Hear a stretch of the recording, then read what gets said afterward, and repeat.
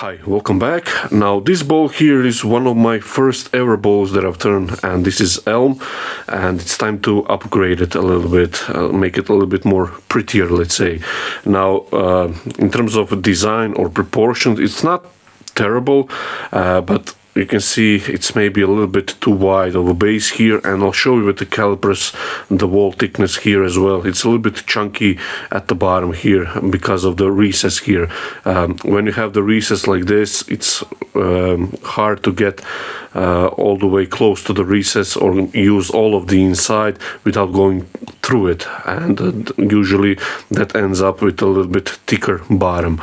And I want to get rid of the recess here as well, so not sure yet on the outside how I'm going to approach this, but we'll see. So the first thing is I want to have all of the outside exposed. Now the easiest way to do this is expand the jaws into this recess, make a small recess on the inside, and then flip it around and have all of the outside exposed. Now I have quite a bit of wood here where my thumb is, and I can check with the calipers. So at this section here, right above the foot, I have 18 mil of wood here, so that's quite a bit. So that's, let me just adjust the caliper so you can see the almost thickness of my finger here. So I have a little bit of room to play. Now here the sides are roughly, here at the top is 6 mil, but it tapers down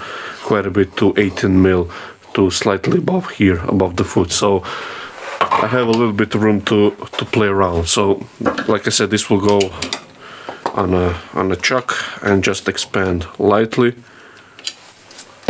Now the milk paint on the outside, I experiment a little bit for this sort of washed effect, and it's quite good. I quite like it, but again, it's time to upgrade it a little bit. So like I said, I need a small recess and raise the rest up, a square and scraper. Speed can go up a little bit, and I'll put the recess right here where I have the most wood. So somewhere around here.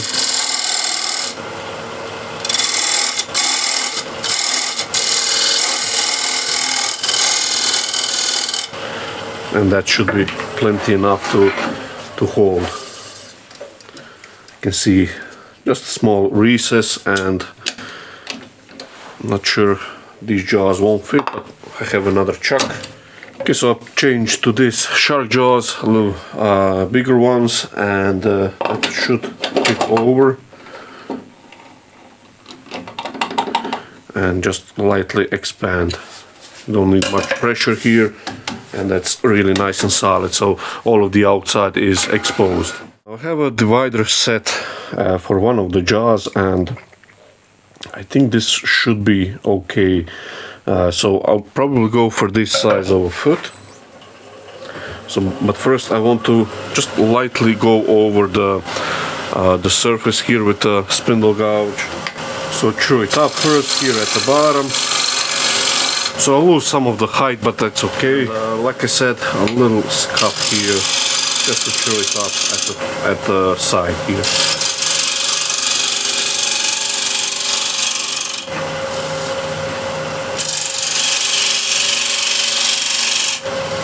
The smell from this is quite something.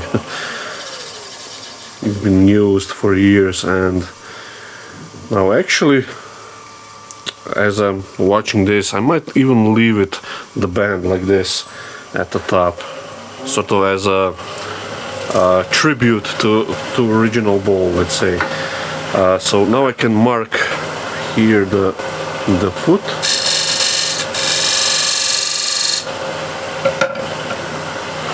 And set that in.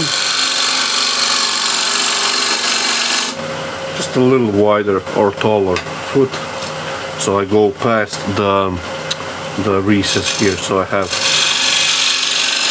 solid grip. If the tenon here on the outside is tall in same as on the inside, the recess, I could crush the fiber, so just be aware of something like this. And we'll use this as a decoration, or I might even leave it again as a sort of reminder of original bowl. So remove this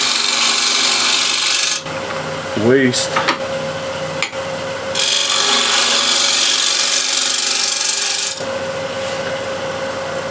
Yeah, I think proportionally that looks really nice. So what I'll do, I'll use the same spindle gouge, just make a nice shear cut.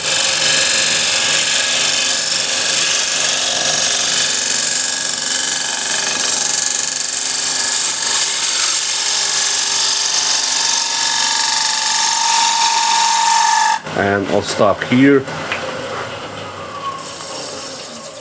Have a little vibration just to see how it's working. And the elm here in Croatia is not the best wood to work with, and this one is no exception.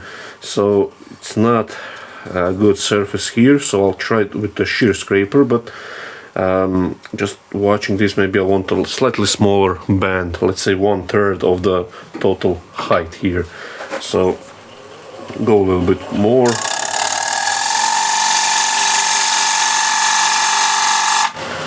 Okay, that's a little less than 1/3, but I'm going to leave it as it is. Shear scraper. Brush right flat.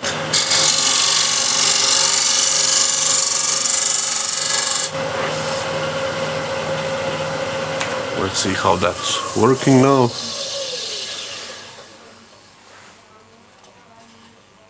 Yeah, that's pulled up here. Increase the speed to 1600 RPM. Just keeping it really light on the surface. And I'm going to, this portion is pretty much done. A little reach here. So here I'm going to shear scrape.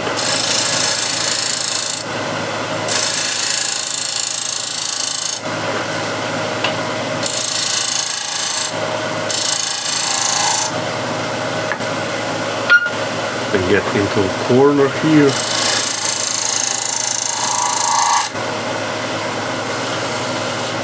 Let's see if that's improvement or not. I think it's better, not by much.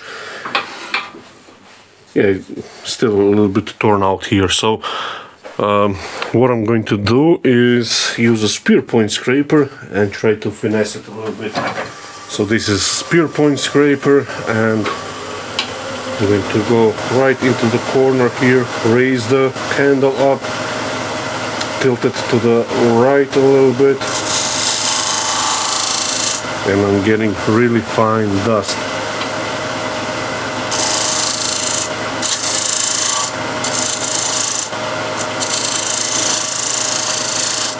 So this is just to get away from the edge here, and now just do the same from here.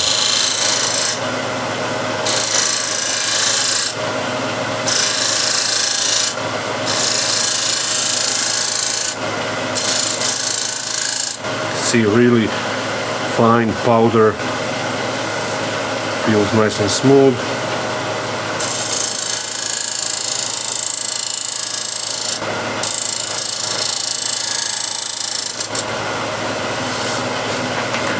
Let's see if that's better.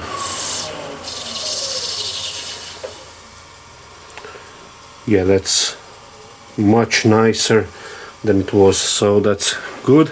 A little broken edge here where the rim is, so small spindle gouge, go right into the corner and bring it out.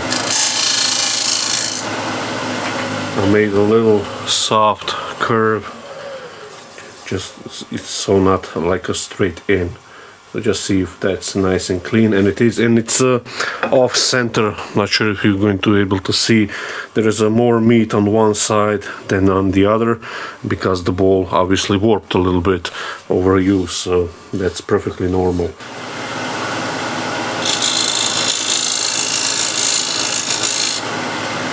I made this slightly in, and make that a little chamfer. And again, I might leave this, just thinking about this, should I leave it as it is or scrape it away? And I think I'm going to scrape it away, so it's a nice surface on the bottom as well. And for that I'm going to use square and scraper first.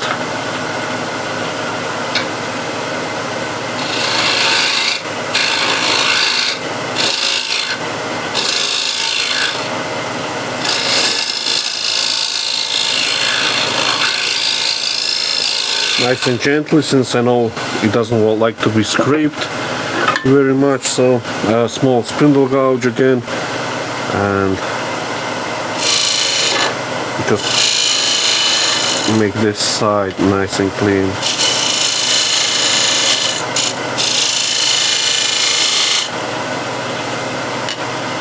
One more. There we go. Again, square and scraper, clean up the corner here. And that should be ready for sanding now.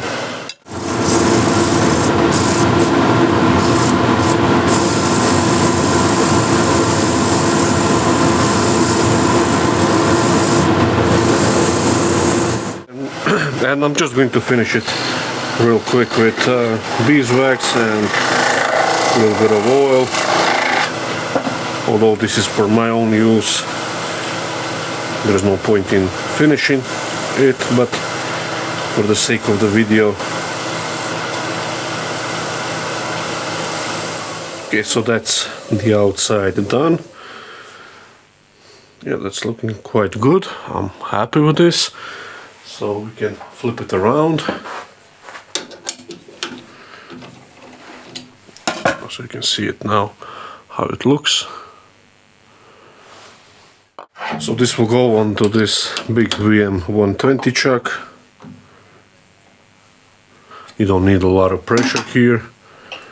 It's running true enough, well, true on this surface, but not on this one, obviously. Now this will scream quite a bit, I assume. Just need to check here first how much wood I have at the bottom, and let's see. So I have around 2-3 mil to go underneath this surface if I want to get nice, if I need to get nice smooth surface. Now, since this is way off, you can see here how much it warped during use, which is perfectly normal.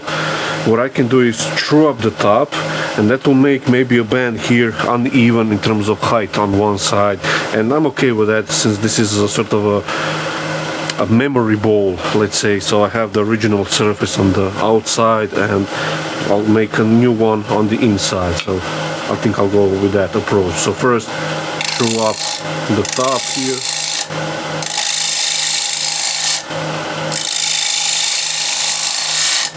There's a lot of wobble, so that will scream a lot.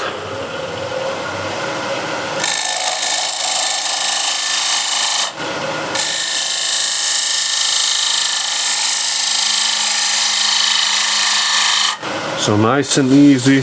I think that's nice and true. Just double check first. A little bit more, but that will go away with sanding. I think I can continue on. And I'll actually place the hand on the outside.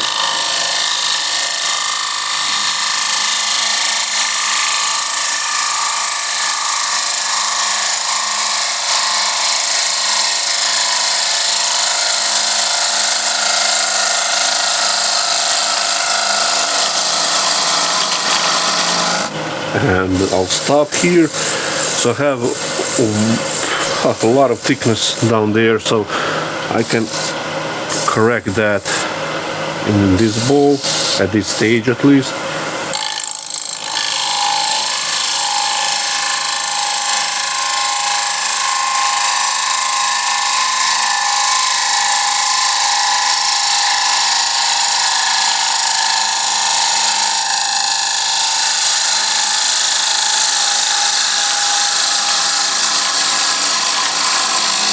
And again, I'll start here, so that's plenty deep, and the thickness now is more uniform, which will make a little bit pleasant use of the bowl. And I'll increase the inside as well, so we'll talk about that a little bit later. So I can now smooth out the bottom, raise the rest a little bit, and this is bowl scraper.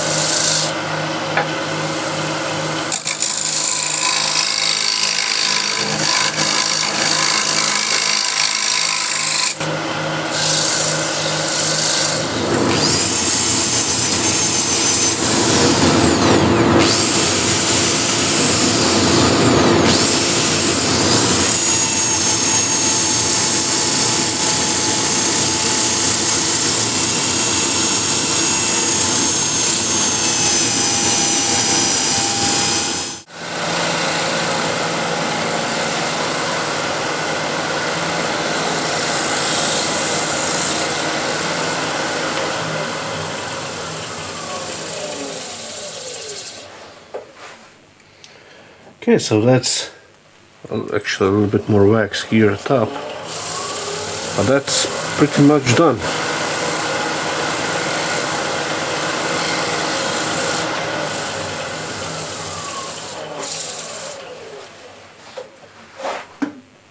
Yeah, that's beautiful inside. And here it is. So lovely bowl, refinished, and I think in terms of shape on the outside it's much more pleasant.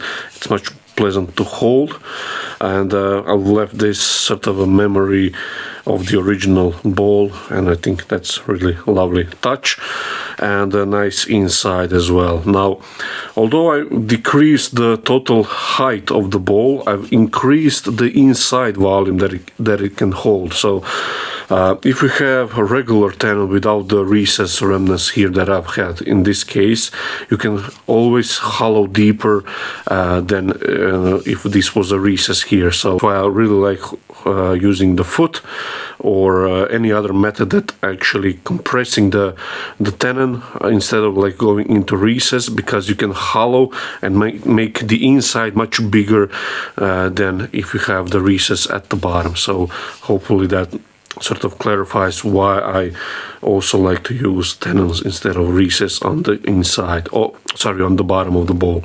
So yeah, I'm really pleased with the shape and everything, the progress that you sort of develop over the years, and the eye, let's say, and the feel for better design, let's say.